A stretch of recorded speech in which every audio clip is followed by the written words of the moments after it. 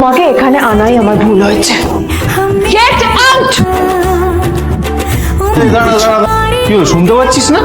আমারই সামনে দাঁড়িয়ে আমার কেনা গিফট নিয়ে তুই মজা করলি। তোর নিজের কত দাম সেটা তোর নিজের জানা উচিত। জিরো। চল। প্রথম কথা, ওই যে ওখানে দাঁড়িয়ে আছে, ও আমার স্ত্রী। আমার স্ত্রীকে তোমার নেকলেস দেওয়ার কোনো অধিকার নেই। ওকে যদি নেকলেস দিতে হয় তাহলে আমি দেব। তাই এসব ফ্রডগিরি বন্ধ করো। যার পকেটে পয়সা নেই, ঝনঝন আওয়াজ করা তার মানায় না।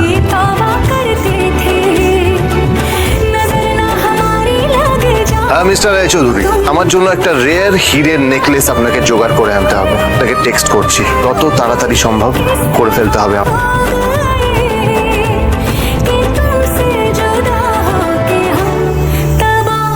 আরে আমি তো ভেবেছিলাম যে এর সাথে ম্যাডামের আর কোনো সম্পর্কই নেই। ম্যাডাম